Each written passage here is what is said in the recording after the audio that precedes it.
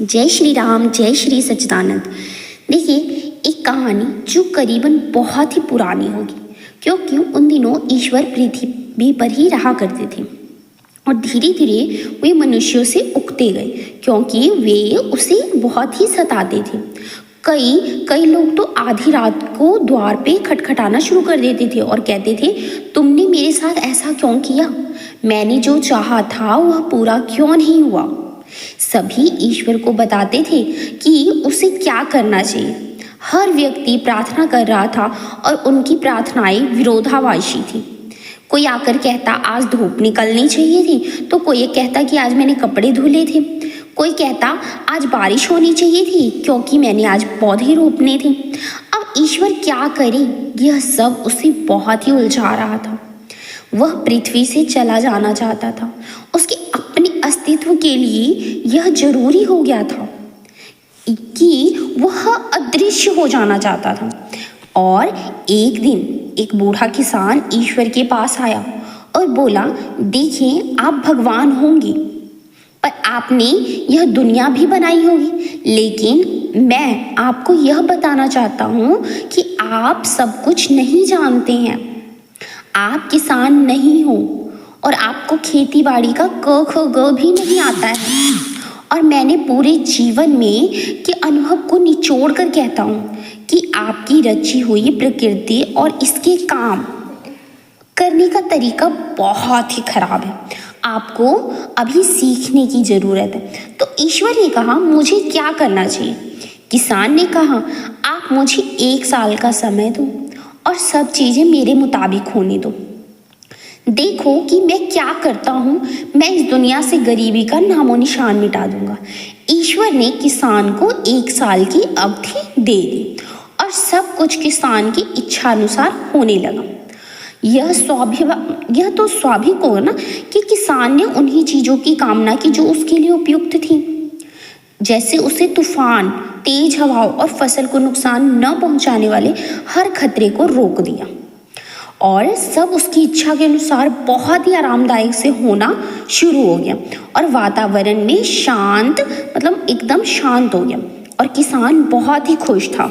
गेहूं की बालियां पहले कभी इतनी ऊंची नहीं हुई, कहीं किसी अप्रिय के होने का खटका नहीं था। उसने जैसा चाहा वैसे ही हुआ।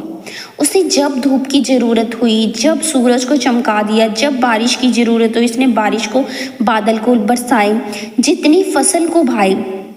पुराने जमाने में तो बारिश कभी कभी हद से ज्यादा हो जाती थी। नदियां उफनने लगती थी, फसलें बर्बाद हो जाती थी। कभी पर्याप्त बारिश ही नहीं होती थी तो धरती सूख भी जाती थी, फसल झुलस जाती थी और इसी तरह कभी कभी कुछ लगा रहता था। ऐसा बहुत ही कम होता था कि जब सब कुछ ठीक मात्रा में एकदम बढ़िया हो जाए। इस साल सब कुछ 100% सही रहा। गेहूं की ऊंची बालियां भी लगी, किसान का मन हिलोरे मार रहा था। और जब वह ईश्वर से कभी मिलता ना तो कहता, आप देखना इस साल की पैदावार कितनी ही अच्छी होगी। तो आप देखना, ऐसे कहकर उसने ईश्वर को टालता गया। लेकिन जब फसल काटी गई तो पता चला कि बालियों के अंदर गेहूं के दाने तो है ही नहीं। किसान जो था वो हैरान और परेशान हुआ। उसे समझ नहीं आ रहा था कि ऐसा क्यों हुआ। उसने ईश्वर से पूछा, ऐसा क्यों हुआ? क्या कुछ गलत हो गया? तो ईश्वर ने कहा, देखो, ऐसा इसलिए हुआ कि कहीं भी कोई चुनौती नहीं थी, कोई कठिनाई नहीं थी, कहीं भी कोई उलझन, दुविधा, संकट कुछ भी नहीं था और सब कुछ एकदम आदर्शवादी, सब कुछ आदर्श के साथ हुआ। तुमने हर अवांछित तत्व को हटा दिया और गेहूं के पौधे नपुंसक हो गए। कहीं कोई संघर्ष का होना जरूरी था, कुछ झांझावात की जरूरत थी, कुछ बिजलियों का गरजना जरूरी था। ये चीजें गेहूं की आत्मा को हिलोर देती हैं। यह बहुत गहरी और अनूठी कथा है। देखिए, यदि तुम हमेशा खुश और अधिक खुश बने रहोगे ना तो अपनी जो कहते हैं ना अपना अर्थ धीरे धीरे खो दोगे।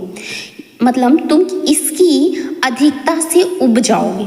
तुम्हें खुशी इसीलिए तो रास आती है क्योंकि जीवन में दुख और करवाहट आती जाती रहती है। तुम हमेशा ही मीठा मीठा नहीं खाते रह सकते।